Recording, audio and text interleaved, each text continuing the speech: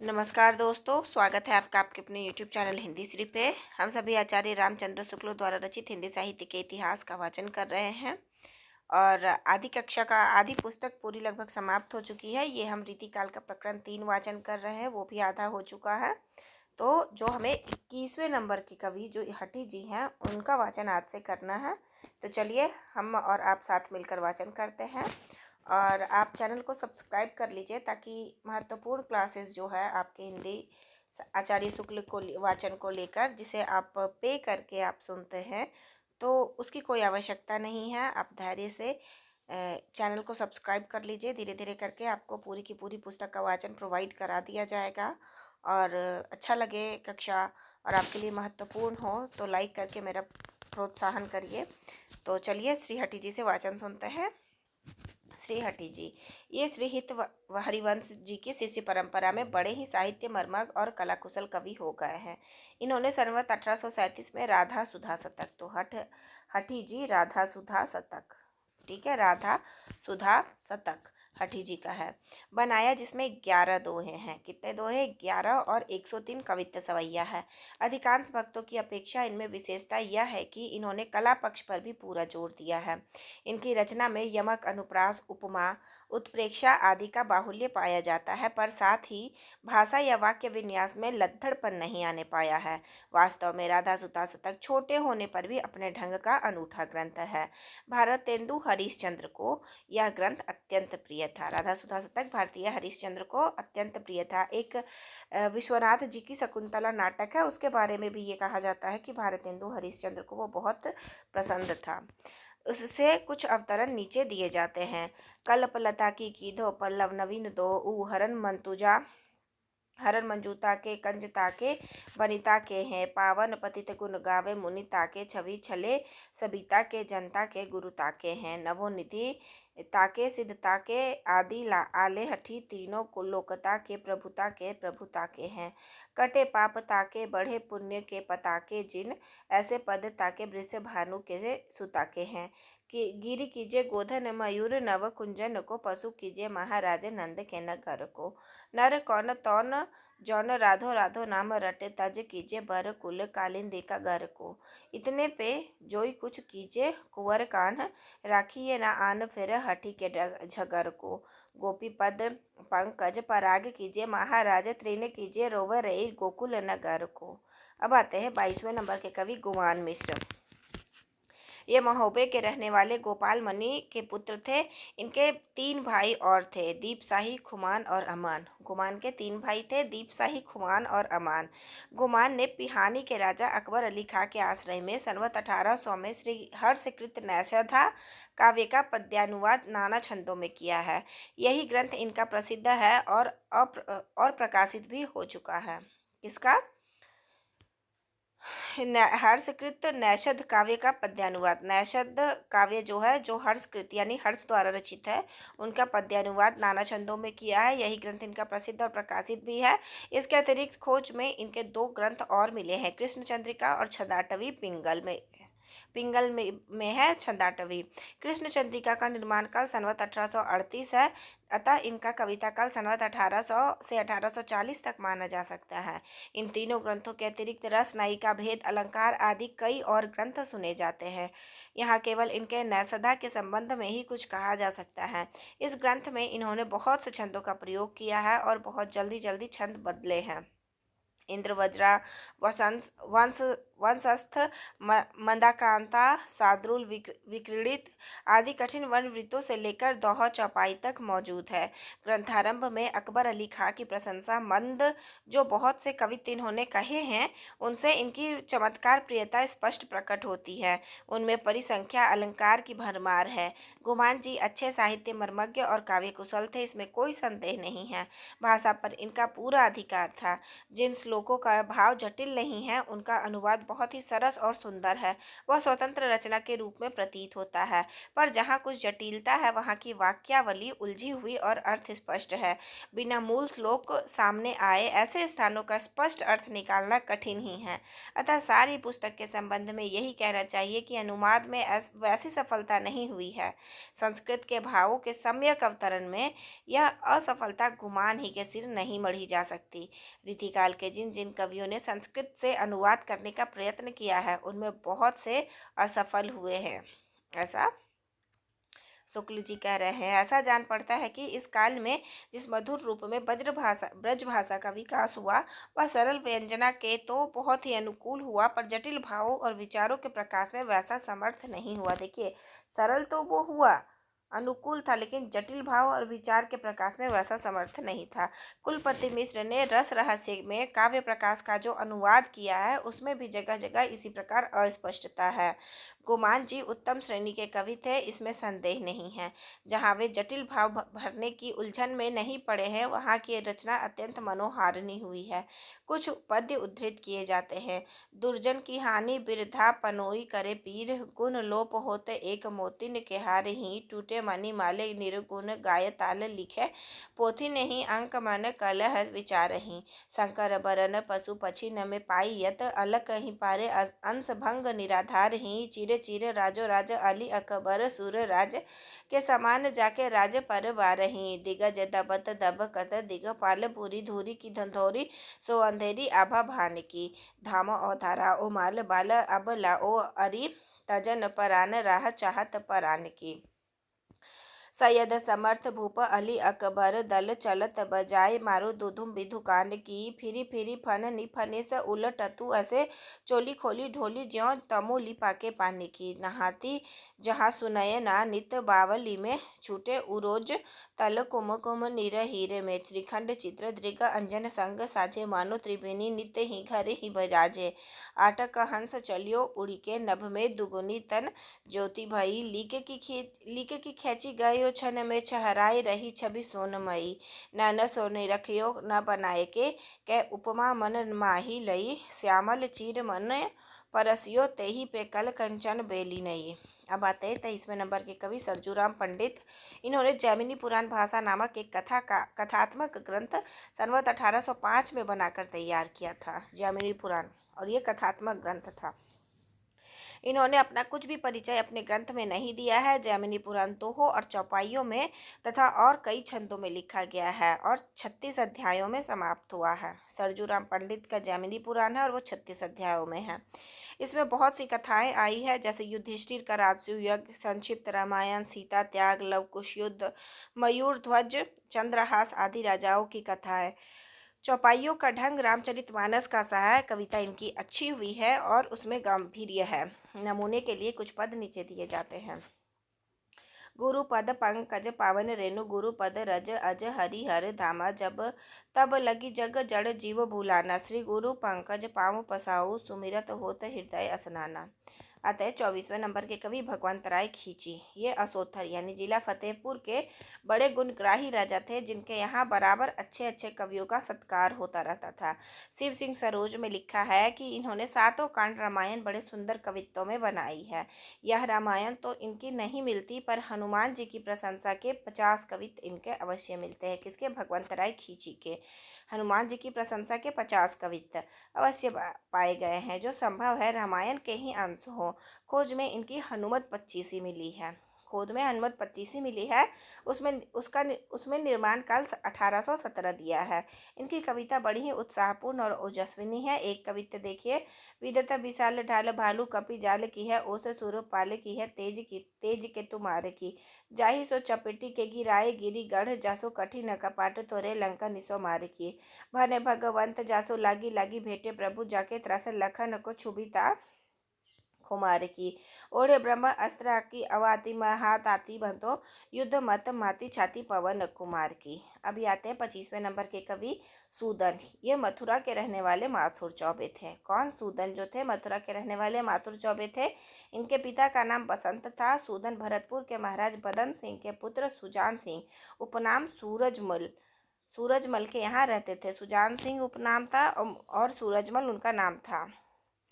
के यहाँ रहते थे, उन्हीं के पराक्रमपूर्ण चरित्र का वर्णन इन्होंने सुजान चरित नामक, यानी सूदन का है सुजान चरित नामक प्रबंध काव्य में किया है। मुगल साम्राज्य के गिरे दिनों में भरतपुर के जाट राजाओं का कितना प्रभाव पड़ा था, यह इतिहास में प्रसिद्ध है। इन्होंने शाही महलों और खजानों को कई बार लूटा था। पानीपत की अंतिम लड़ाई के संबंध में इतिहासज्ञों की धारणा है कि यदि पेशवा की सेना का संचालन भरतपुर के अनुभवी महाराज के कथनानुसार हुआ होता और ये रूठकर ना लौट आए होते तो मराठों की हार कभी ना होती।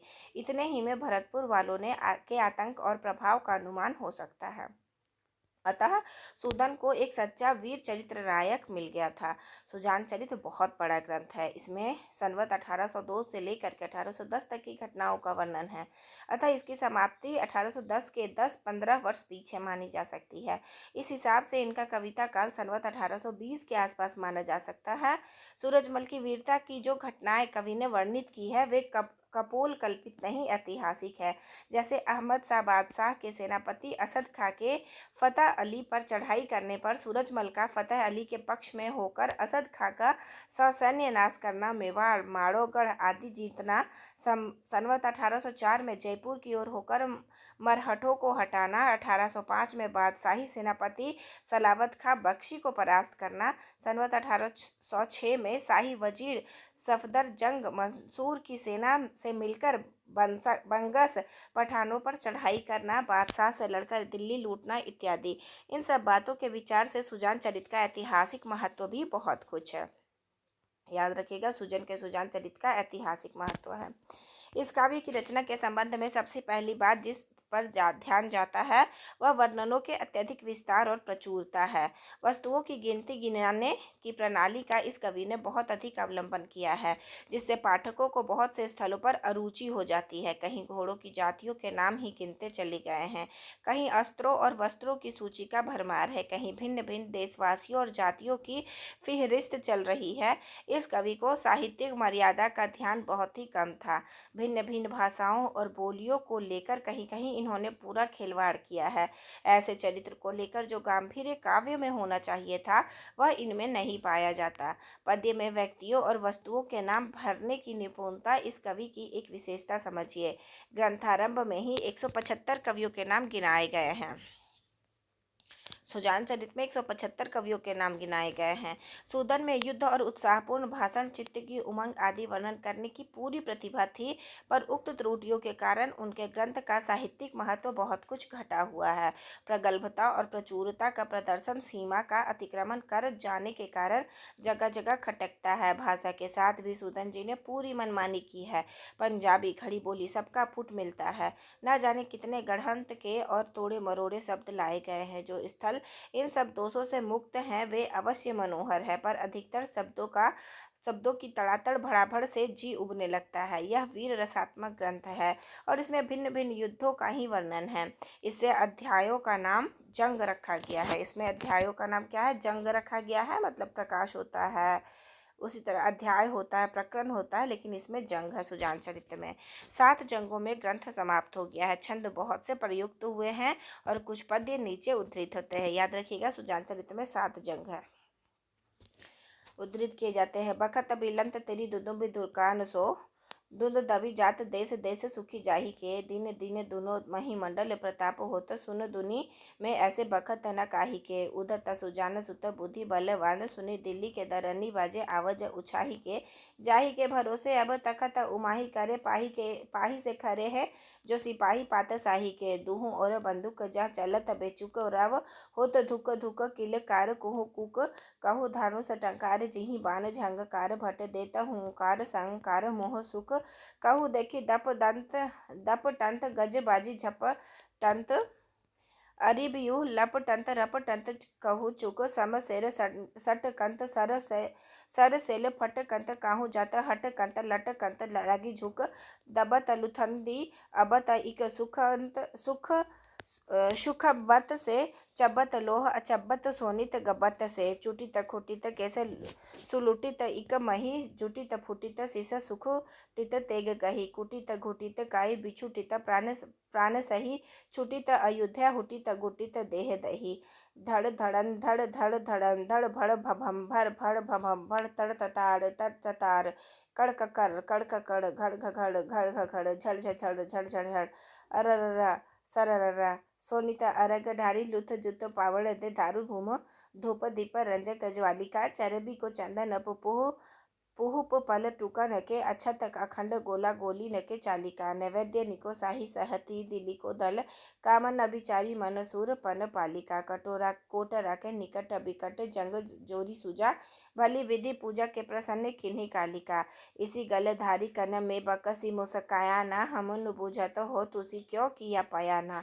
असी आवर ने भेदुनु तने नहीं जाना शाह अहमद ने तुझे अपना करी माना डोलती रानी खतरानी बतरानी बेबे कुड़ी येने बेखी अनि मी गुरुन पावा हाँ किथे जला पेयू किथे उजले भिड़ाऊ असी तुसी को ले गीवा असी जिंदगी बचावा हाँ भट्टा रसाही हुआ चंदा ला बजीरे बेखो एहा हाल गीता एहा हाला किता वह गुरु न मनावा हाँ जावा किथे जावा अम्मा बाबे के ही पावा जली एही गल अखे लखो लखो गली जावा हाँ। सुजान चरित की इतनी पंक्तियाँ दे दी है शुक्ल जी ने। अब आते हैं 26वें नंबर के कवि हरिनारायण। हरिनारायण इन्होंने माधवनल काम कंदला और बैताल पचीसी नामक 2 कथात्मक काव्य लिखे। हरिनारायण देखिए माधवनल काम कंदला और बैताल पचीसी काव्य लिखे। माधवनल काम कंदला का रचना काल संवत 1812 है। इनकी कविता अनुप्रास से अलंकृत है। एक कवित्व दिया जाता है। सोहे मुंड चंद सोत्री पुंड शोभी राजे भाल तुंड राजे रदन उदंड के मिलन ते पाप रूप पानी पविघन जल जीवन के कुंड सोखी सुजन बचावे अखिलन ते ऐसे गिरी नंद निके नंदन को ध्यान ही में कीबे छोड़ सकल आपन ही दिलन दे भूकुति मुकुति ताके तुंड ते निकसी तापे कुंड बाधी कढ़ंती कड़े तिभु सुंड के मिलन थे। 27वें नंबर के कवि ब्रजवासी दास ये वृंदावन के रहने वाले थे और बल्लभ संप्रदाय के अनुयायी थे। इन्होंने संवत 1827 में ब्रजविलास नामक एक प्रबंध काव्य तुलसीदास के अनुकरण पर 2 चौपाइयों में बनाया। इसके अतिरिक्त इन्होंने प्रबोध चंद्रोदय ब्रजवासी दास का प्रबोध चंद्रोदय नाटक का अनुवाद भी विविधा छंदों में किया है, पर इनका सबसे प्रसिद्ध ग्रंथ ब्रजविलास है। ब्रजवासी दास ब्रजविलास है। 2 रचनाएं हुई प्रबोध चंद्रोदय और ब्रजविलास ही है, जिसका प्रचार साधारण श्रेणी के पाठकों में है। इस ग्रंथ में कथा भी सूर सागर क्रम से ली गई है। बहुत से स्थलों पर सूर के शब्द और भाव भी चौपाइयों में रख दिए गए हैं। इस बात को ग्रंथकार ने स्वीकार भी किया, यानी कि सूर के जो भाव थे और जो शब्द थे उसी भाव और शब्द को लेकर इन्होंने रचनाएं कर दी हैं, लेकिन ये चौपाइयों में रखी हैं। या में कछुक बुद्धि नहीं मेरी उक्ति सुक्ति सब सुर ही केरी, मतलब जो सुर की बुद्धि थी वही मेरी उक्ति थी। अब है इन्होंने तुलसी का छंद क्रम ही लिया है। भाषा शुद्ध ब्रज भाषा ही है। उसमें कहीं अवधि या बैसवाड़ी का नाम तक नहीं है।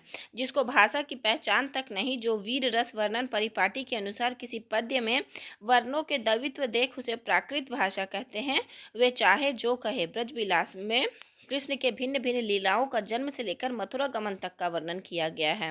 भाषा सीधी सादी सुव्यवस्थित और चलती हुई है। व्यर्थ शब्दों की भर्ती ना होने से उसमें सफाई है। यह सब होने पर भी इसमें वह बात नहीं है कि जिसके बल से गोस्वामी जी के रामचरितमानस का इतना देशव्यापी प्रचार हुआ। जीवन की परिस्थितियों की वह अनेक रूपता, गंभीरता और मर्म स्पर्शिता इसमें कहाँ जो रामचरित और तुलसी की वाणी में है। इसमें तो अधिकतर क्रीड़ा में जीवन का ही चित्रण है।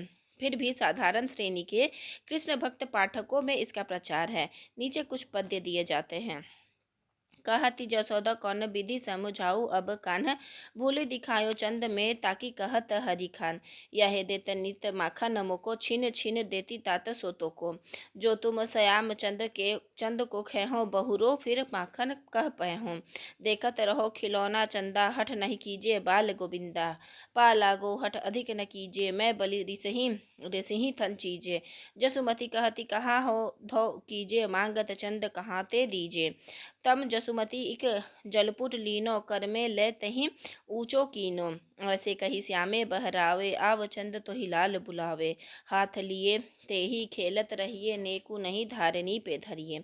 अब आते हैं 28वें नंबर के कवि जो है गोकुलनाथ, गोपीनाथ और मणिदेव। तीन आदमी हैं, तीन व्यक्ति हैं इसमें। गोकुलनाथ, गोपीनाथ और मणिदेव तीनों मिलकर एक ही पुस्तक की रचना किए थे, इसलिए तीनों को एक साथ दिया गया है। इन तीन महानुभावों ने मिलकर हिंदी साहित्य में बड़ा भारी काम किया है।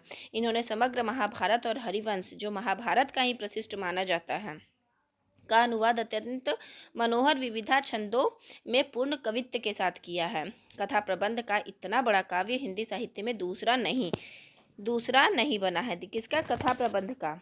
ठीक है, याद रखिएगा कि कथा प्रबंध का इतना बड़ा काव्य हिंदी साहित्य में दूसरा नहीं बना है। यह लगभग 2000 पृष्ठों में समाप्त हुआ है। इतना बड़ा ग्रंथ होने पर भी ना तो इसमें कहीं शिथिलता आई है और ना ही रोचकता और काव्य गुण में कमी हुई है। छंदों के विधान इन्होंने ठीक उसी रीति से किया है जिस रीति से इतने बड़े ग्रंथ में होना चाहिए। जो छंद उठाया है उसका कुछ दूर तक निर्वाह किया है। केशव दास की तरह छंदों का तमाशा नहीं दिखाया है। किसके जैसा? केशव दास के जैसा। छंदों का चुनाव भी बहुत उत्तम हुआ है। रूपमाला, घनाक्षरी, सेवैया आदि मधुर छंद अधिक रखे गए हैं। बीच बीच में दोहे और चौपाइयाँ भी हैं।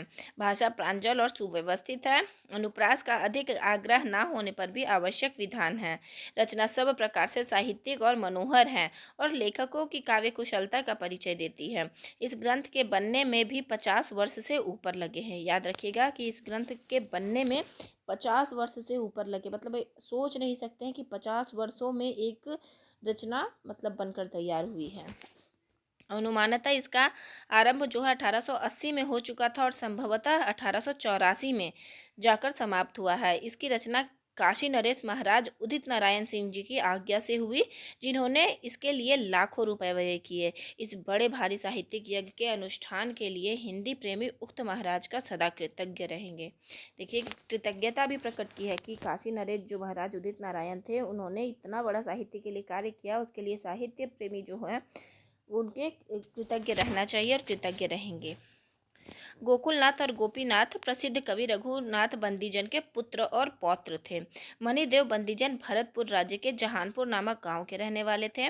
अपनी विमाता की दुर्व्यवहार से रुष्ट होकर काशी चले आए थे। काशी में वे गोकुलनाथ जी के यहाँ ही रहते थे और स्थानों पर भी उनका बहुत मान हुआ था। जीवन के अंतिम दिनों में वे कभी कभी विक्षिप्त भी हो जाया करते थे।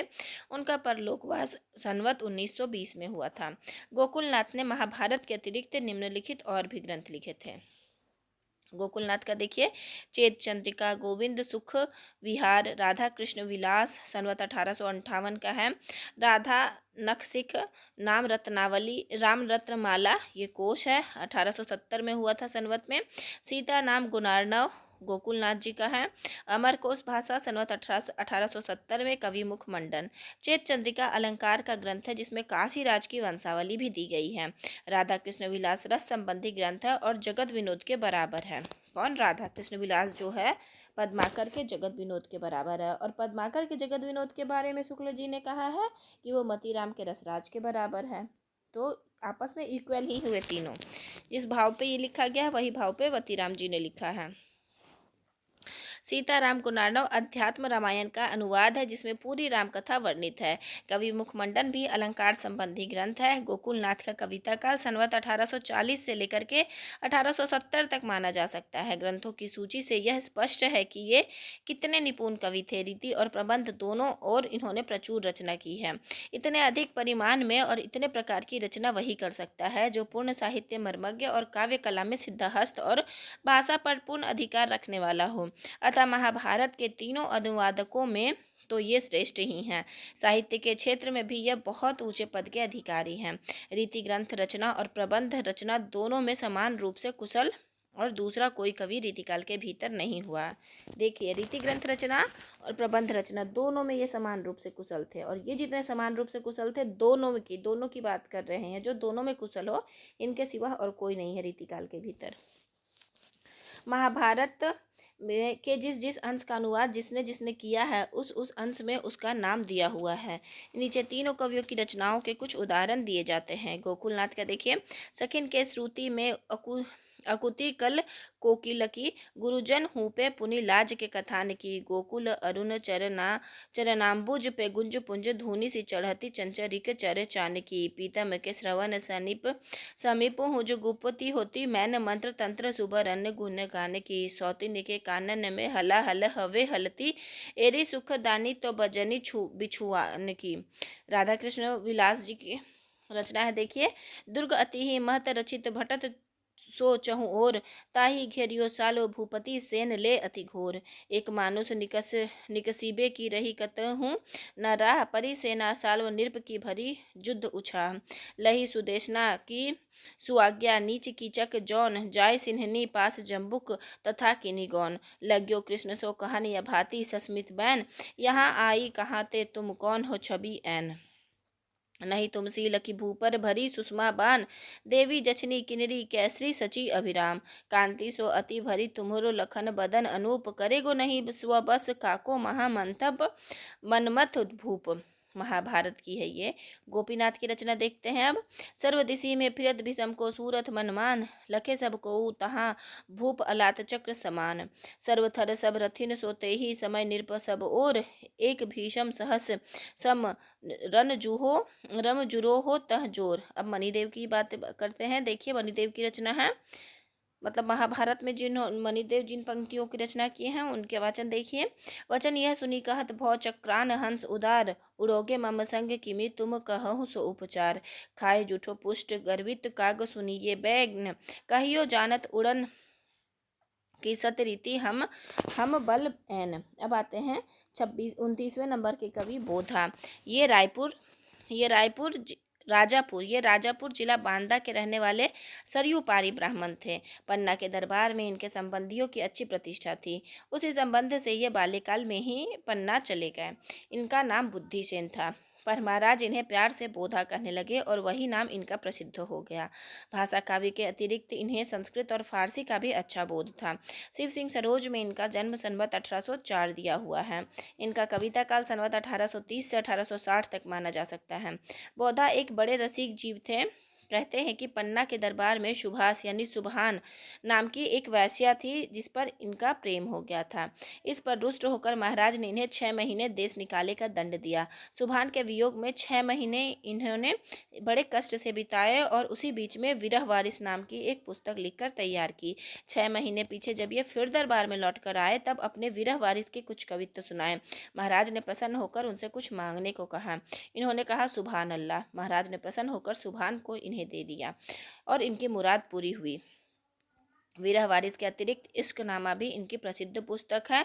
इनके बहुत से फुटकल कवित्व सवैये इधर उधर पाए जाते हैं। बोधा एक रसोन्मत्त कवि थे। इससे इन्होंने कई रीति ग्रंथ ना लिखकर अपनी मौज के अनुसार फुटकल पद्यों की रचना की है।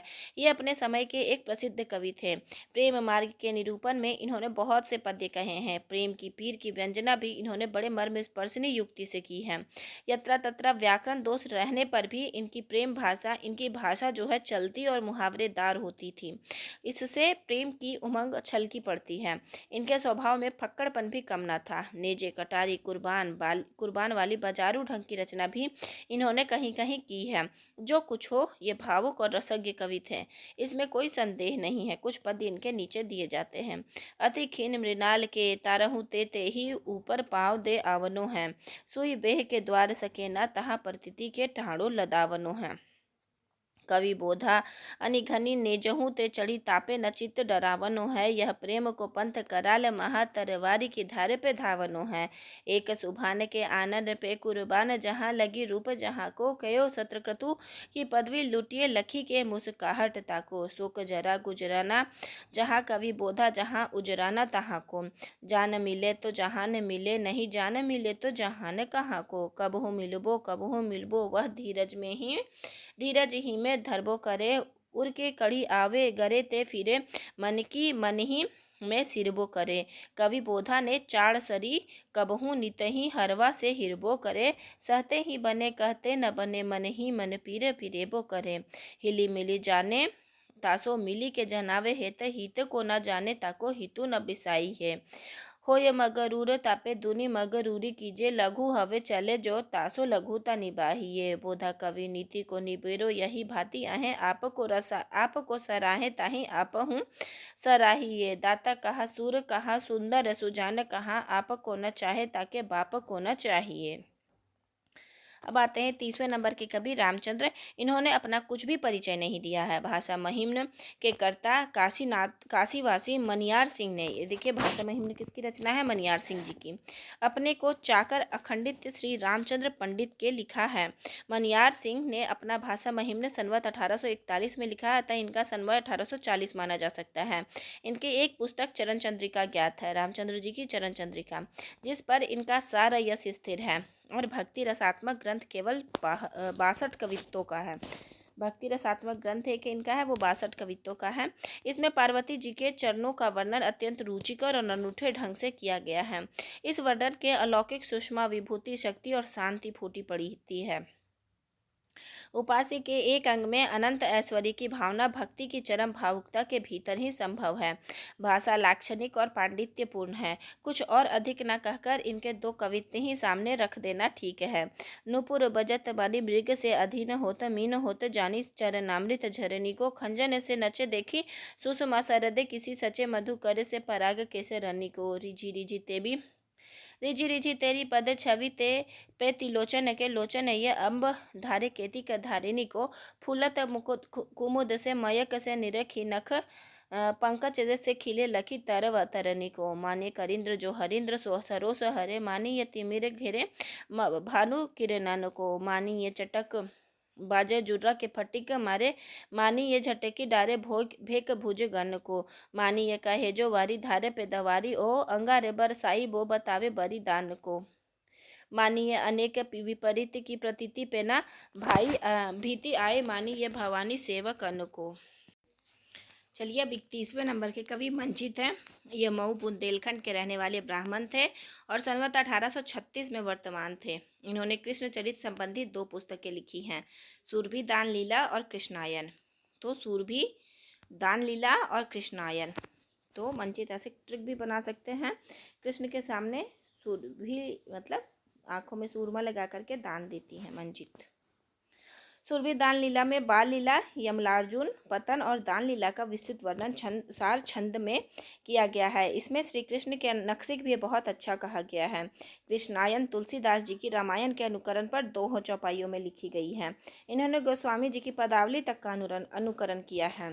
स्थान स्थान पर भाषा अनुप्रास युक्त और संस्कृत गर्भित है। इससे ब्रजवासी दास की चौपाइयों की अपेक्षा इनकी चौपाइयाँ गोस्वामी जी की चौपाइयों से कुछ अधिक मेल खाती हैं, पर यह मेल केवल कहीं कहीं दिखाई पड़ जाता है। भाषा मर्मज्ञ को दोनों का भेद बहुत जल्दी स्पष्ट हो जाता है। इनकी भाषा ब्रज है, अवधि नहीं है, उसमें वह सफाई और व्यवस्था कहाँ है। कृष्णायन की अपेक्षा इनकी सुरभि दान लीला की रचना अधिक सरस है।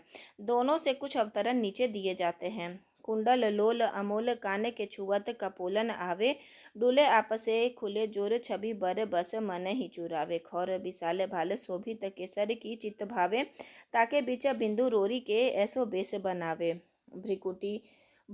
भ्रिकुटी बंक नैन खंजन के कंजन गंजन वारे, मंद भजन खग मीन सदाजे मन रंजन अनियारे। ये सुरभि दान लीला की चलिए पंक्तियां देखते हैं।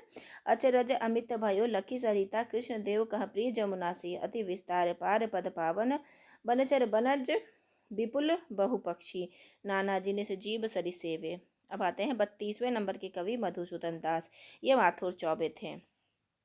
इन्होंने गोविंद दास नामक किसी व्यक्ति के अनुरोध से संवत 1839 में रामाश्वमेध, तो मधुसूदन दास जी की है रामाश्वमेध नामक एक बड़ा और मनोहर प्रबंध काव्य बनाया। और रामाश्वमेध क्या है, प्रबंध काव्य है, जो सब प्रकार से गोस्वामी जी के रामचरितमानस के परिशिष्ट ग्रंथ होने के योग्य है।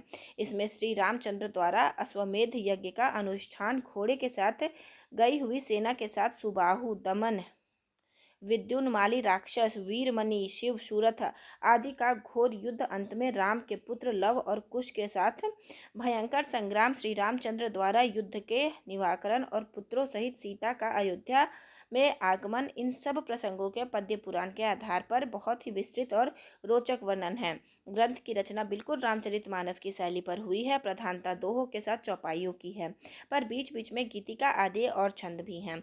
पद विन्यास और भाषा सौष्ठव रामचरितमानस का साही है। प्रत्यय और रूप भी बहुत कुछ अवधि के रखे गए हैं। गोस्वामी जी की प्रणाली और उनसरण में मधुसूदन दास जी को पूरी सफलता हुई है। इनकी प्रबंध कुशलता और कवित्व शक्ति और भाषा की शिष्टता तीनों उच्च कोटि की है। इनकी चौपाइयाँ अलबत्ता गोस्वामी जी चौपाइयों में बेखटक मिलाई जा सकती हैं।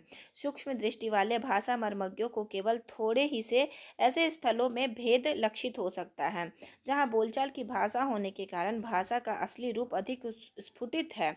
ऐसे स्थलों पर गोस्वामी जी के अवधि के रूप और प्रत्यय न देखकर भेद का अनुभव हो सकता है, पर जैसा कहा जा चुका है, पद विन्यास की प्रौढ़ता और भाषा का सौष्ठव गोस्वामी जी के मेल का है। सिय रघुपति पद कंज पुनीता, मृदु मंजुल सुंदर सब भांति, प्रणत कल्प तरुतर सब ओरा, त्रिविधा कलुष कुंजर घनघोरा, चिंतामणि पारस सुरधोनु, जन मन मानस रसिल मराला, निरखी कालजित कोपी अपारा, महावेग युत आवे सोई, आयुत भार भरी भार प्रमाना, देखि ताविलव हनि ईसु चंडा, जिमि नभ माघ मेघ समुदायी, तिमि प्रचंड सायक जनु ब्याला, भय विकल अति पवन कुमारा। अब आते हैं मनियार। मनियार सिंह ये काशी के रहने वाले क्षत्रिय थे। इन्होंने देव पक्ष में ही कविता की है और अच्छी की है। इनके निम्नलिखित ग्रंथों का पता चलता है। भाषा महिम्न, जिसकी चर्चा ऊपर में हुई थी। भाषा महिम्न सौंदर्य लहरी पार्वती देवी की स्तुति है। हनुमत 26 सुंदरकांड। भाषा महिम्न इन्होंने संवत 1841 में लिखा है। इनकी भाषा सानुप्रास शिष्ट और परिमार्जित है और उसमें ओज भी पूरा है। ये अच्छे कवि हो गए हैं। रचना के कुछ उदाहरण लीजिए।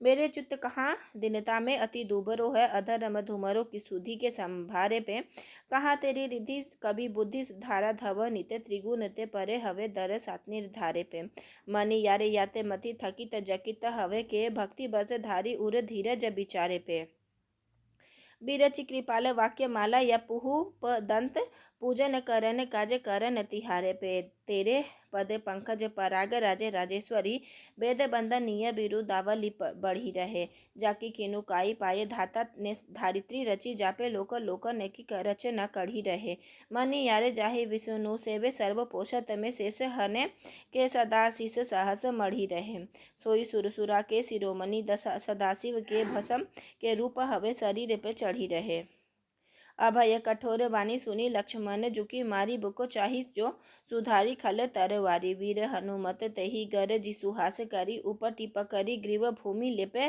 परे पछारी, पुछ ते लपेटी फेरी दंतन दर दाराई, नखट बकोटी चेथी देत मही डारी टारी, उदर बिदारी मारी लुत्थन की टारी बीरी, जैसे मृग राज गज राज डारे फारी फारी। अब आते हैं कृष्णदास। ये मिर्जापुर के रहने वाले कृष्ण भक्त जान पड़ते हैं। इन्होंने संवत 1853 में माधुर्य लहरी नाम की एक बड़ी पुस्तक 420 पृष्ठों की बनाई, जिसमें विविधा छंदों में कृष्ण चरित्र का वर्णन किया गया है। कविता इनकी साधारणता अच्छी है। एक कविता देखिए। कौन काज लाज ऐसी करे जो अकाज अहो, बार बार कहो नर देव कहाँ पाइए। कृष्णदास जी का है ये पंक्ति। दुर्लभ समाज मिलियो सकल सिद्धांत, जानी लीला गुण नाम धाम रूप सेवा गाइए, बानी की सयानी सब पानी के बहाए दीजिए, जानी सोना रीति जासो दंपति रिझाइए, जैसी जैसी गही जिने लही तैसी नैनो धान्य धान्य राधा कृष्ण नित्य ही गनाइए। आते हैं 35वें नंबर के कवि गणेश। ये नरहरि बंदी जन के वंश में लाल कवि के पौत्र और गुलाब कवि के पुत्र थे। संवत 1850 से लेकर के 1910 तक वर्तमान थे। ये काशी राज महाराज उदित नारायण सिंह के दरबार में थे और महाराज ईश्वरी प्रसाद नारायण सिंह के समय तक जीवित रहे। इन्होंने 3 ग्रंथ लिखे। वाल्मीकि रामायण, श्लोकार्थ प्रकाश, बालकांड समग्र और किष्किंधा कांड के 5 अध्याय हैं। प्रद्युमन विजय नाटक ये गणेश जी का है और हनुमत 25 ही। प्रद्युमन विजय नाटक समग्र पद्यबद्ध है और अनेक प्रकार के छंदों में 7 अंकों में समाप्त हुआ है। इसमें दैत्यों के वज्रनाभपुर नामक नगर में प्रद्युम्न के जाने और प्रभावती से गंधर्व विवाह होने की कथा है। यद्यपि इसमें पात्र प्रवेश और विस्कंभक प्रवेशक आदि नाटक के अंग रखे गए हैं, पर इतिवृत्त का भी वर्णन पद्य में होने के कारण नाटक का तो नहीं आया है। एक उदाहरण दिया जाता है। ताहि के उपरांत कृष्ण इंद्र आवत भये, भेटी परस्पर कांत बैठ सभासद मध्य ताह, बोले हरि इंद्र सो बिने के कर जोरी देऊ दऊ, आजो दिग विजय हमारे साथ हाथ आयो है। मेरे गुरु लोक सब तोषित भये हैं, आजू पूरो तप दान भाग्य सफल सुहायो है। कारज समस्त सरे मंदिर में आए, आप देवन के देव मोहि धान्य ठहरायो है। सो सुन पुरंदर उपेंद्र लखी आदर, सो बोले सुनो बंधु दान वीर नाम पायो है। तो 35वें नंबर के कवि तक का ही वाचन आज की कक्षा में होगा। 36वां जो है सम्मन है, इनका वाचन हम अगली कक्षा में करेंगे और आशा करती हूँ अगली या उससे अगली कक्षा में तो ये समाप्त हो ही जाएगी रीतिकाल। तो धीरे धीरे करके देखिए हम लोगों ने पुस्तक का आधा से ज़्यादा वाचन कर चुका है। ये देखिए 500 तक का वाचन हो चुका है, लगभग 300 पन्ने और बचे हुए 350। तो धीरे धीरे करके हम इसका भी वाचन पूरा कर लेंगे। आपको इसके लिए कहीं भी कोई रुपए खर्च करने की आवश्यकता नहीं है। धैर्य से बने रहिए। इसी वीडियो को बार बार आप रिवीजन करिए, अपने हस्तलिखित नोट्स बनाइए, तो आप हिंदी साहित्य पे अच्छी पकड़ बनाकर रख लेंगे। आप रामस्वरूप चतुर्वेदी की पुस्तक का भी वाचन हमारे प्लेलिस्ट में लगा हुआ है, आप उसे भी जा करके अपनी समझ बना सकते हैं। और इसके लिए तो मुझे ऐसा लगता है कि कोई भी पैसे खर्च करने की आवश्यकता नहीं है। तो धैर्य से बने रहने के लिए आपका बहुत बहुत धन्यवाद। आशा करती हूँ यह वीडियो आपको लाभान्वित करे।